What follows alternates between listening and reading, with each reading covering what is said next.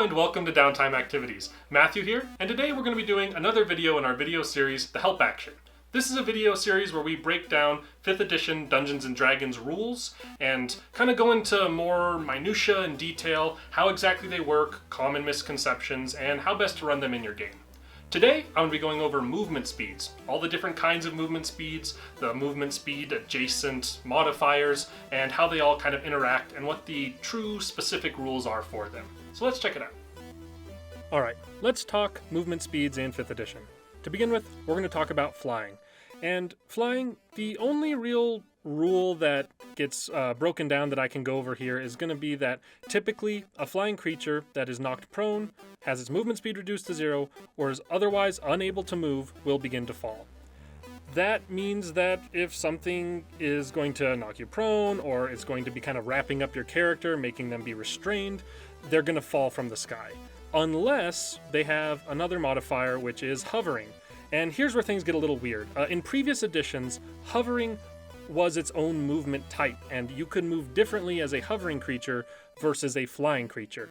But that's not how it works in this edition. Hovering is not a movement type of its own, but a modifier on fly speeds that is marked next to the fly speeds of creatures who are able to hover. There's a lot of confusion, I think, about hovering. A lot of people think that flying creatures that don't have hovering can't stay stationary in the sky wherever they're at, that they have to be in constant motion. While, as rules as written goes, that is not true. The only difference hovering gives to a flying creature is that previous rule doesn't have to be taken into account, meaning that this modifier on fly speeds will let them remain flying even if they're knocked prone, etc.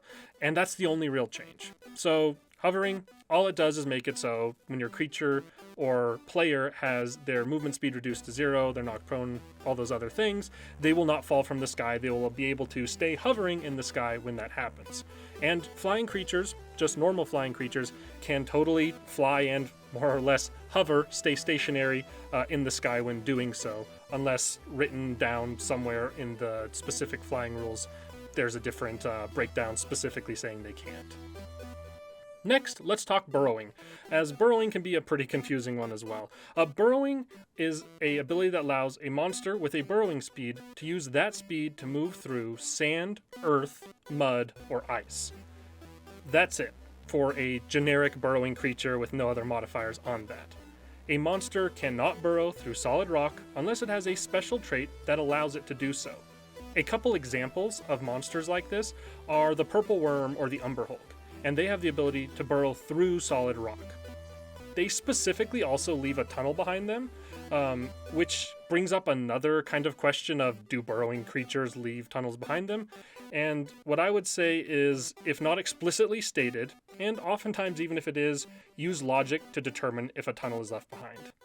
Rules as written, technically, there are certain monsters that always leave a tunnel behind, like that Purple Worm when it's burrowing through rock. But there are others that it doesn't necessarily specifically say, yes, no, a tunnel is left behind. Use logic here. If a creature is burrowing through sand, it's probably not going to leave behind an easy to pass through tunnel, as the sand will quickly collapse on itself. This may mean instantaneously collapse on itself, or the players, if they're really quick, can stay right on the tail of this thing and not get buried in the sand, although that's a precarious trail to follow. A modifier on burrowing, a kind of different ability related to it, is Earth Glide, and when we're talking about leaving tunnels behind, this is an important one to bring up as well. Specifically for creatures like Earth Elementals, they're typically the ones who are going to have this Earth Glide ability, and it allows them to burrow through non-magical, unworked earth and stone. While doing so, they do not disturb the material they move through. It's kind of to show that Earth Elemental morphing into the rock and just transitioning along with it. This means that there is no tunnel left behind, certainly. So players cannot follow that Earth Elemental as it glides through the earth. But this is specifically stated, so it's pretty easy to avoid rules complications with that. Next, let's talk about climbing. I think climbing and swimming, in a very similar way, have lots of misconceptions about how having speeds in them actually works. Rules as written, a climbing speed, what it does for you is gives you a speed you move while climbing instead of using your regular speed, but each foot costing 2 instead of 1 feet to move. Think difficult terrain. It's twice as hard to move through it. For a creature without a climbing speed, they can climb things too, it's just essentially difficult terrain. Every 1 foot of movement costs them 2 feet of movement, but if you have a climbing speed, you can instead use that climbing speed and climb that quickly. That's really the end of it. That's what climbing speeds give you. If there is a particularly difficult to climb surface, at the DM's discretion, players could need to make an athletics check to climb it. But that is, rules as written, not something that a creature with a climbing speed is exempt from. And furthermore, a creature without a climbing speed doesn't have to make an athletics check every time they try to climb anything. If something's easy to climb, whether you have a climbing speed or not, you can climb it, it's just how quickly you'll do so. And rules as written, again here, if a character has a climbing speed, that does not exempt them from making an athletics check in order to climb particularly difficult surfaces. If they're able to make that check, they will still be able to climb it quicker than the other players, but that check would technically still need to be made. I would say here, as makes sense, a suggestion for DMs out there is to give advantage or remove the check altogether for creatures with climbing speeds. Sometimes. Again, use logic as makes sense here. If it's a tree that's particularly tall, maybe that's really hard to climb, but if the creature or the character has climbing abilities that make a lot of sense for climbing a tree, they're an ape or something along those lines, then I would give them advantage on that check, or potentially not make them make it at all, as climbing speeds become pretty, well, less exciting when all they do is make it so you can move a little quicker. This incentivizes use of other speeds and creativity in using those speeds, so I think it's a good choice. Moving along with climbing is spider climb, and usually spider climb specifically states that the creature that has it can climb difficult surfaces without needing to make an ability check. So spider climb is typically going to be the ability that allows a creature with a climb speed to also ignore those checks altogether, as they have sticky little spider legs or whatever. Some spider climb effects go further as to say that creatures can move across vertical surfaces with their hands free and things like that, like the walking on the ceiling with your hands free still, is for certain types of spider climb, from spells and magic items oftentimes.